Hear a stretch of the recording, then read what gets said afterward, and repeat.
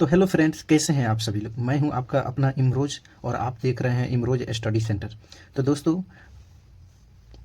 हर बार की तरह इस बार भी यह वीडियो आपके लिए बहुत ही ज़्यादा खास होने वाला है कि जो जो विद्यार्थी क्लास 10th में हैं और 2026 में बिहार बोर्ड मैट्रिक का एग्ज़ाम देने वाले हैं, उनके लिए यह वीडियो बेहद और बहुत ही महत्वपूर्ण होने वाला है। क्योंकि आज के इस वीडियो में हम चर्चा करने वाले हैं यानी अवतल दर्पण में F बराबर R/2, जिससे अगर आपके एग्जाम में पूछ देता है कि F बराबर R/2 सिद्ध कीजिए, तो ये तरीका आपके लिए रामबाण साबित होगा। और ऐसे अगर आप सिद्ध करते हैं तो बिल्कुल भी आपका फुल मार्क्स एग्जामिनर के द्वारा दिया जाएगा।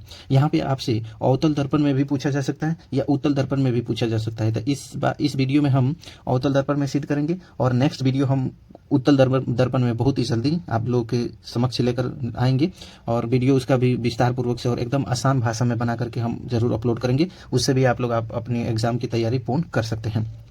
और जितने भी आगामी यानी 2027 में देंगे जो लोग मैट्रिक के एग्ज़ाम, उनके लिए भी ये बेहद खास होने वाला है। और हम इस वीडियो में F बराबर R/2 को इतनी बेहतरीन ढंग से सिद्ध किया है, जहाँ तक मेरा सोर्स है ऐसे अभी तक कोई भी टीचर ऐसा सिद्ध आपको या ऐसा प्रूफ नहीं किया होगा जैसा हम आपको तरीका बताने वाले हैं। तो लास्ट तक और तो अंत तक बने रहिए इस वीडियो में, और हो सके तो लाइक सब्सक्राइब जरूर कर दीजिएगा। इस चैनल पे अगर आप नए हैं तो सब्सक्राइब जरूर कर दीजिएगा। अब बेल आइकन भी ऑन कर दीजिएगा ताकि नेक्स्ट वीडियो जब मैं अपलोड करूं तो उसका नोटिफिकेशन सबसे पहले आप सभी तक पहुंच सके और आप लोग अपने तैयारी को उच्च स्तर पर कर सकते हैं। तो चलिए हम ज़्यादा समय न लेते हुए आज के इस वीडियो को हम शुरू करते हैं। आज के इस वीडियो में हम आप देख सकते हैं कि अवतल दर्पण में सिद्ध करना है F बराबर R/2, जिसको हमने कॉपी पर पहले से ही मतलब एकदम आसान भाषा बना करके लिख रखा है और सिर्फ आपको समझ लेना है और ऐसा ही नोट्स आपको बना लेना है जिससे कि आपका एग्जाम की तैयारी और आपके एग्जाम्स को लेकर के 5 नंबर आपका कंफर्म हो जाए। तो चलिए हम सबसे पहले यहाँ पे एक अवतल दर्पण खींचे हैं, यानी एक्स और वाई एक अवतल दर्पण है। तो और जिसमें से ये P जो है ये ध्रुव है, यानी दर्पण का ध्रुव है, और F जो है ये वाला F जो है ये फोकस है, और ये C जो है ये इसे वक्रता केंद्र है। इसे आप लोग पहले ही परिचित होंगे। और यहाँ से P से F तक के बीच की दूरी को छोटा f यानी फोकस दूरी कहा जाता है। P से F के बीच की दूरी को फोकस दूरी कहा जाता है और P से C की दूरी को वक्रता त्रिज्या यानी आर कहा जाता है। वक्रता त्रिज्या की दूरी यानी आर कहा जाता है। तो उसी को हमने एक भाषा के रूप में, जब किसी चीज़ को सिद्ध किया जाता है, किसी भी फॉर्मूले को सिद्ध किया जाता है, तो सबसे पहले हमें भाषा लिखना होता है सॉरी। तो यहाँ पे हम ठीक वैसा ही जो यहाँ पे लिखे हैं ठीक वैसा ही दर्शा दिए हैं कि जैसा कि देख सकते हैं कि हमने लिखा है कि माना कि x और y एक अवतल दर्पण है। x और y अवतल दर्पण है। इसे आप कुछ भी नाम दे सकते हैं, यानी m डैश एक अवतल दर्पण है, n डैश एक अवतल दर्पण है। तो हमने x और y ही मान करके इसे बनाया है, यानी x और y एक अवतल दर्पण है जिसमें ए भी एक आपतित किरण है, यानी ए और ये आपतित किरण है, यानी जो आपतित किरण आ रही है तो आपतित किरण है जो अवतल दर्पण से परावर्तन के बाद, ये दर्पण है, यहाँ से परावर्तन के बाद देखिए फोकस से होकर गुजरती है। यहाँ से परावर्तन होने के बाद ये कहाँ से होकर गुजर रही है, तो फोकस से होकर गुजर रही है। और इसका वक्रता त्रिज्या C है और इसका ध्रुव जो है ये P है, हमने पहले ही बता रखा है। तो हमें सिद्ध करना है कि F बराबर R/2। तो हम सभी जानते हैं कि सबसे पहले हमने यहाँ से आपको बताने का प्रयास किया है कि यानी P से F तक के बीच की दूरी को छोटा f कहा जाता है। यहाँ पे छोटा f मैंने लिख रखा है। और यहाँ से मैंने बताया है कि P से C तक के बीच की दूरी को यानी PC को क्या कहा जाता है, R कहा जाता है। R उसका डिस्टेंस होता है। तो सबसे पहले हम सिद्ध करने के लिए हम सभी जानते हैं कि ये परावर्तन का चैप्टर का यह हिस्सा है। तो सबसे पहले हमें परावर्तन नियम से ही सिद्ध किया जाता है। तो आप सभी जानते हैं कि परावर्तन के 2 नियम होते हैं। एक नियम ऐसा होता है कि आपतित किरण, परावर्तित किरण तथा आपतन बिंदु पर खींचा गया अभिलंब तीनों एक ही समतल में होते हैं, यानी एक ही तल में होते हैं। और उसका दूसरा रूल कहता है कि आपतन कोण परावर्तन कोण के बराबर होता है। आपतन कोण परावर्तन कोण के क्या होता है, बराबर होता है, यानी कोण I बराबर कोण R होता है। तो यहाँ पे दोनों बराबर है तो आप कोण I भी लिख सकते हैं, या कोण I की जगह पर कोण R लिख सकते हैं, या कोण R की जगह पे एंगल R लिख सकते हैं। हाँ, तो यहाँ पे हम I और R की बात नहीं करेंगे, हम यहाँ पे एंगल को थीटा मानकर चलेंगे। एंगल को हम थीटा मानकर बनाएंगे, जो हमने आपसे पहले ही कहा था ना कि सारे टीचर से एकदम अलग होने वाला है। बिल्कुल ये मेरा प्रूफ सारे अलग होने वाले हैं अन्य टीचरों की अपेक्षा। यहाँ पे सब कोई कोण R और कोण I मानकर बनाते हैं, लेकिन हम आपको थीटा मानकर बनाएंगे। थीटा एंगल लेंगे उसके बाद हम एकदम अलग तरीके से बनाने का प्रयास करेंगे। तो यहाँ पे देख सकते हैं हमने थीटा कोण ले लिया है। तो यहाँ पे देखिए, यहाँ पे आप देखने का प्रयास कीजिएगा, फिगर पे ध्यान दीजिएगा। फिगर में ये जो आपतित किरण है यहाँ पे कोण I होता है, तो यहाँ पे हम कोण थीटा लिख देंगे, ठीक है। तो अब यहाँ पे कोण R होता है, तो यहाँ पे देख सकते हैं कोण I और कोण R प्रकाश के परावर्तन के द्वितीय नियम से बराबर होता है। तो यहाँ पे भी क्या हो जाएगा, थीटा हो जाएगा। हो जाएगा ना। तो यहाँ पे देखिए, अब यहाँ पे आपको देखने का प्रयास कीजिएगा खूब गौर से कि कोण यानी कोण ए बी सी का ये कोण, ये कोण और कोण बी सी एफ यानी बी सी एफ का ये कोण, ये बराबर होगा। तो कैसे बराबर होगा? तो ये एकांतर कोण से बराबर होगा। किस कोण से बराबर होगा? तो एकांतर कोण से बराबर होगा, जिसको हमने यहाँ पे लिख भी रखा है कि कोण ए बी सी, यानी यहाँ पे देखिए कोण ए बी सी और कोण बी सी एफ, कोण सी बी एफ, सॉरी यहाँ पे सी बी एफ होगा, यानी कोण बी सी एफ। हाँ ठीक है, कोण बी सी एफ यानी ये कोण, यहाँ पे देख सकते हैं कि ये कोण यानी बी सी एफ और ए बी सी ये कोण, ये दोनों बराबर होगा एकांतर कोण से। किस कोण से? एकांतर कोण से बराबर होगा।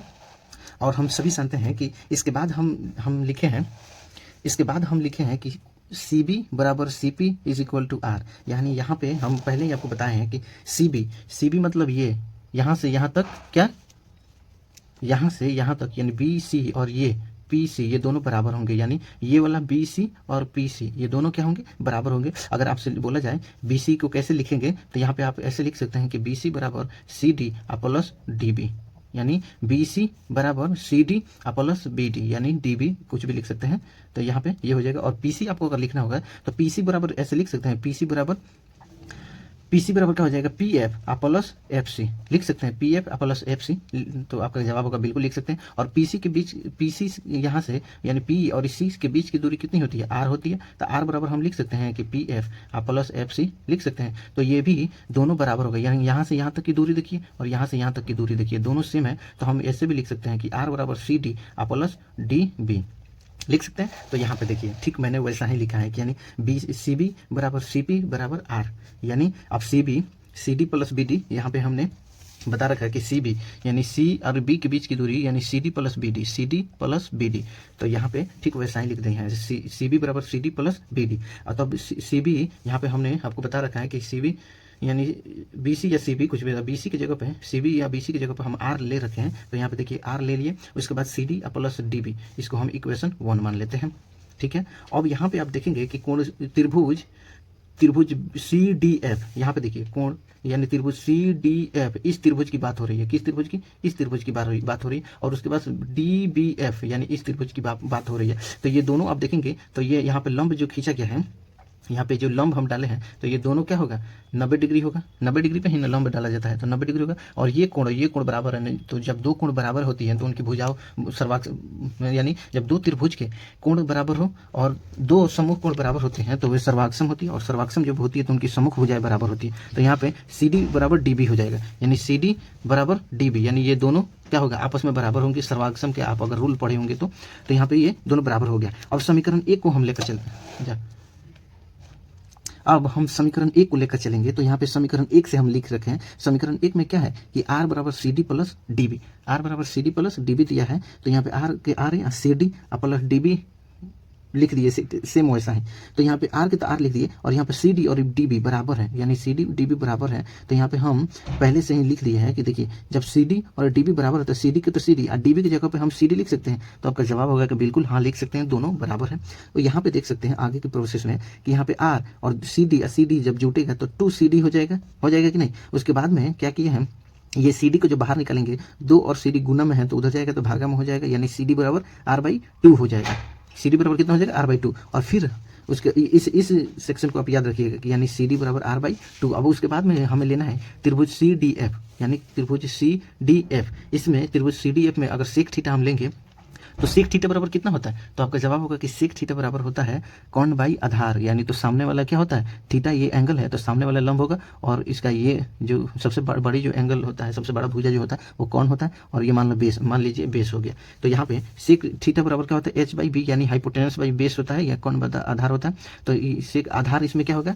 तो यहाँ पर कोण क्या होगा? तो कोण CF हो जाएगा, ये वाला CF हो गया मान लीजिए। उसके बाद में और इसमें आधार कौन होगा? तो CD हो जाएगा, CD हो जाएगा आधार, इसका CD आधार हो गया। उसके बाद में सेक थीटा बराबर CF/CD हो गया। अब यहाँ पे तिरछा आप गुना कीजिएगा, यानी तिर्यक से गुना कीजिएगा।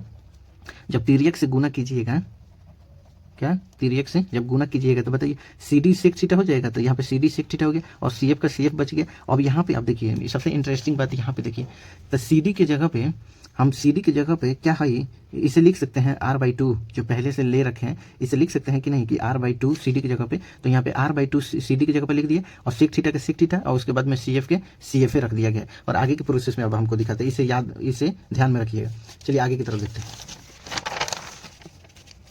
अगला टॉपिक में आप देख सकते हैं, यहाँ पे मैंने फिगर भी बना रखा है कि ताकि आप लोगों को समझ आ सके, किसी प्रकार की दिक्कत ना हो। यहाँ पे देखिए सीपी यानी सीपी को C F plus F C लिख सकते हैं, यानी सी एफ अब बटा C F plus F C, यानी दोनों मिलकर के पी सी ने बना है। तो यहाँ पे देखिए सीपी का सीपी होगा और C F plus P F. तो सीपी मतलब क्या है, सीपी यहाँ से यहाँ तक हम इधर आपको बता रखे हैं।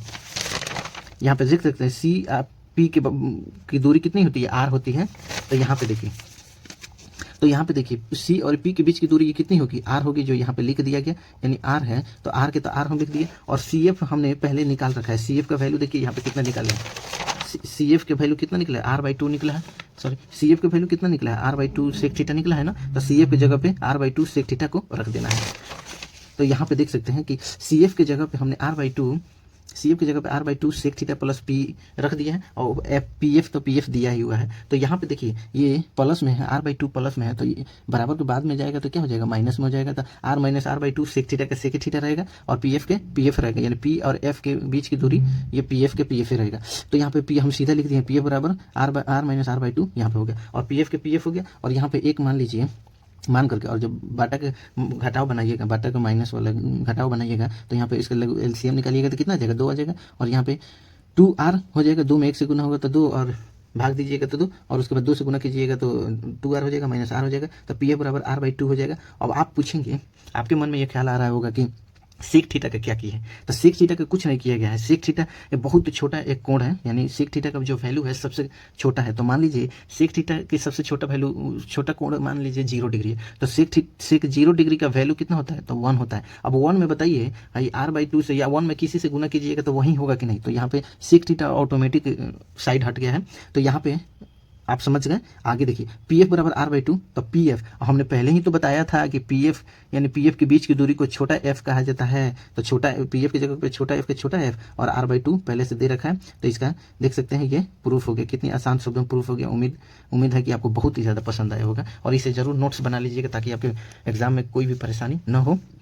और ऐसे ऐसे इंटरेस्टिंग वीडियो देखने के लिए, ऐसे ऐसे तथ्य को सीखने के लिए, फैक्चुअल साइंस हो या मैथ्स या कि हर सब्जेक्ट के कि जितने भी सब्जेक्ट हैं उन सबको फैक्चुअल और एकदम बेहतरीन कंटेंट पाने के लिए आप लोगों से नम्र निवेदन और रिक्वेस्ट है कि इस चैनल को सब्सक्राइब कीजिएगा और आगे तक अपने दोस्तों के पास भी शेयर कीजिएगा। उम्मीद करते हैं कि यह वीडियो आपको बहुत ही ज़्यादा पसंद आया होगा। अगर पसंद आया होगा तो इस चैनल को लाइक ज़रूर कीजिएगा और इस चैनल पे अगर आप नए हैं तो सब्सक्राइब जरूर कर दीजिएगा। मिलते हैं नेक्स्ट वीडियो में, तब तक के लिए धन्यवाद, टाटा, सी यू, मीट अगेन। और हाँ, इसके बाद हम मिरर फार्मूला यानी दर्पण सूत्र और आवर्धन यानी मैग्नीफिकेशन फार्मूला भी प्रूफ करने वाले हैं, तो आप लोग ज़्यादा से ज़्यादा जुड़ जाए। Thank you.